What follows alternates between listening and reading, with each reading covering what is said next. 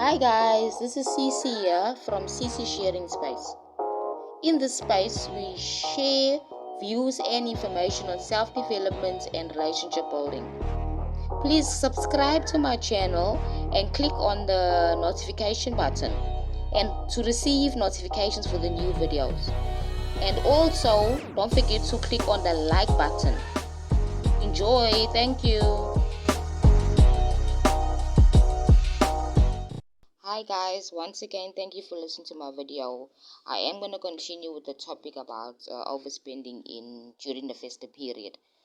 And I'm going to focus basically on how do we avoid overspending during the festive period? How do we combat overspending? Okay, there's a point that comes to mind. If you're somebody that's generally an overspender and you're an impulsive buyer, you just buy without thinking. The festive period is a period where you will really overspend because you are generally a compulsive buyer.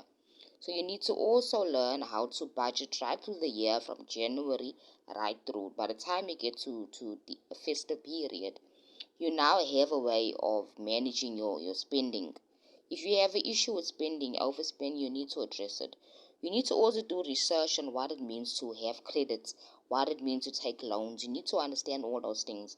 The reason why I'm saying that is that when I started working, nobody taught me these things. I had to learn on my own through trial and tribulation, going through something, going through those experience, having a credit card, buying things on credits and all that stuff.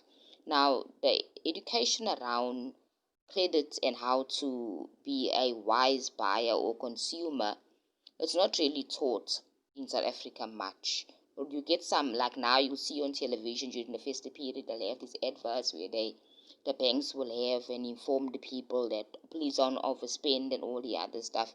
But they're focusing it as like isolated issue in the festive period. It's actually not an isolated issue.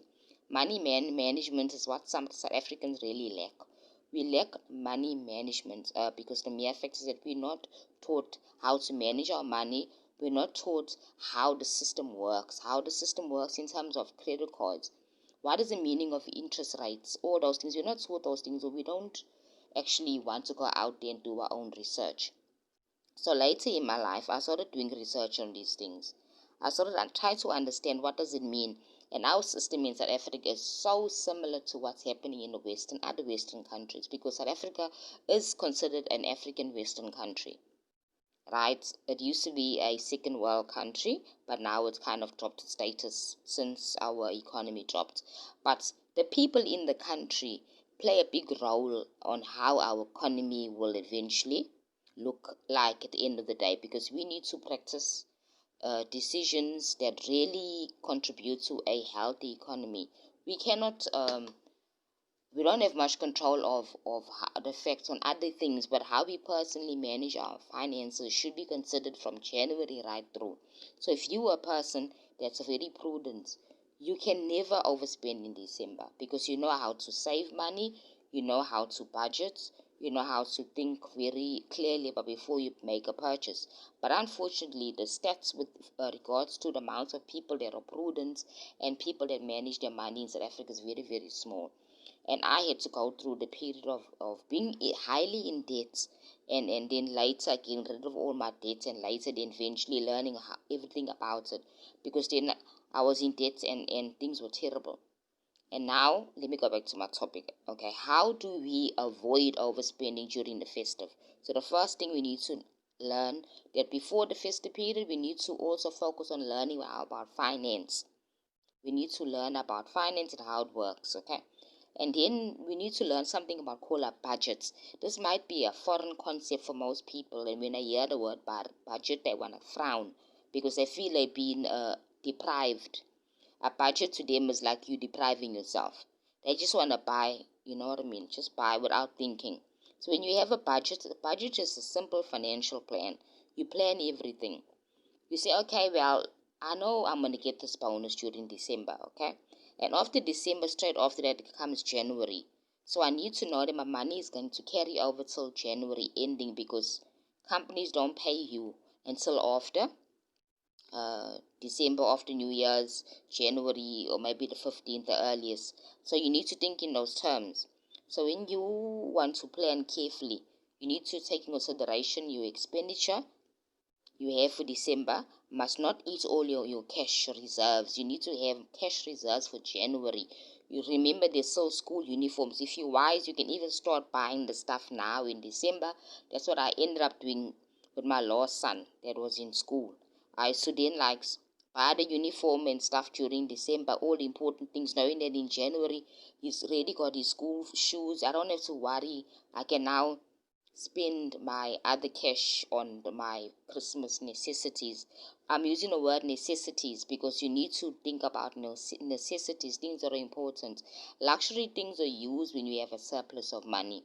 And unfortunately, most people in our country don't have a surplus money to spend on luxuries. So, the point number one is to create a budget. And then keep to the budget. You can't create a budget and just, okay, I have a budget. No, you need to now keep to that budget and be faithful to your budget, right? And then keep track of how much you're spending, right? So what you do, put your spreadsheets, you got your gifts and everything. If you haven't bought them already by this time, you got everything down. Maybe you're waiting for some cash during now for your December salary, whatever. So you're keeping track of all the spending you're doing, you know what I mean? Because it goes with your budget. And then you limit yourself gifting. People have this tendency of wanting to gift themselves. Oh, 2020 was such a hard year. It was such a difficult year. It was such a challenge. That's what they tell themselves. With the lockdown, coronavirus, and all the other stuff, and maybe my husband lost his job, and now it's only me, so I've been under pressure. I need to gift myself.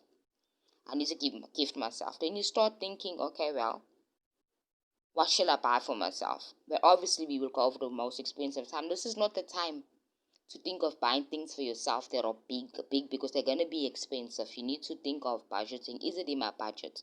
Is it important? Can I do this maybe next year? Maybe next year, June, or whatever story maybe. You need to think about these things very clearly. So self-gifting is like sometimes it's not necessary. You can treat yourself with small things like maybe a trip to the salon and whatever, but you don't have to spend large amounts of money.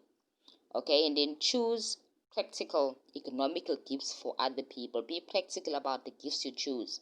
Be practical financially and also practical in terms of the usage of that thing that you're buying for the kids or for the family. Will this thing that I'm buying, this device, will this piece of clothing, will it really serve this person? Does this person need this? Another thing you can do is talk with your family and ask them, what do you need? What do you need? What do you need now that you think I can give you as a gift? You can do that because there's really no need for you to give people surprises these days because they're expecting something. So you rock out to them and then you can understand what they really need instead of buying things that are not practical.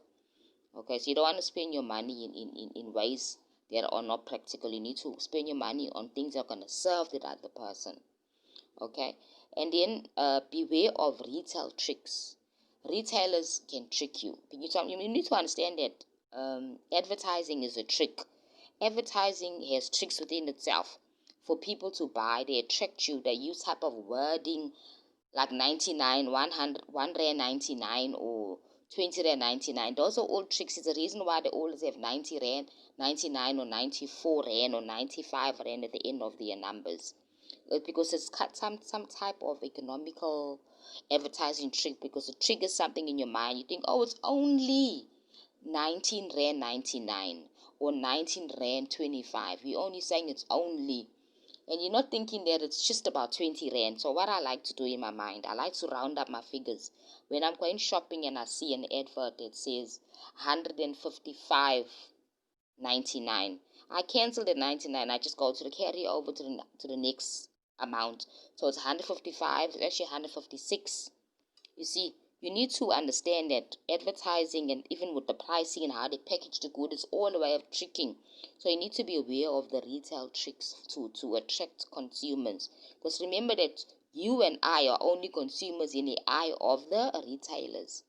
In the eye of the big businesses that I cannot mention now because, yeah, we don't do that type of thing.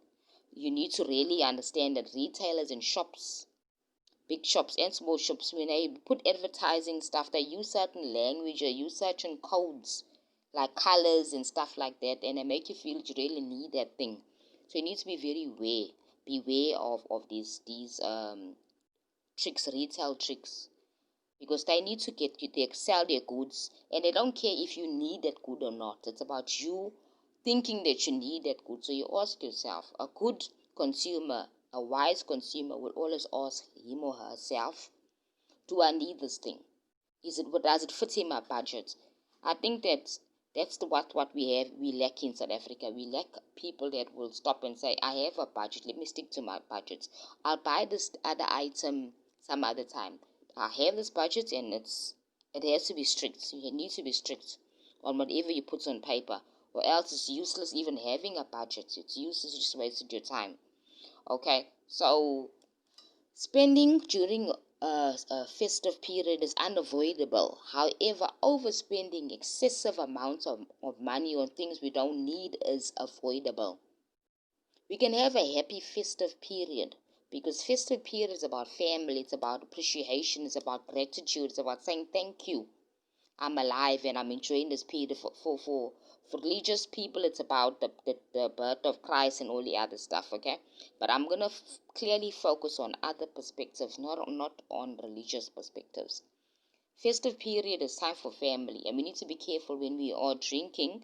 Don't jump in a car and drive. All those things, we need to consider all those things. And buying that alcohol costs money.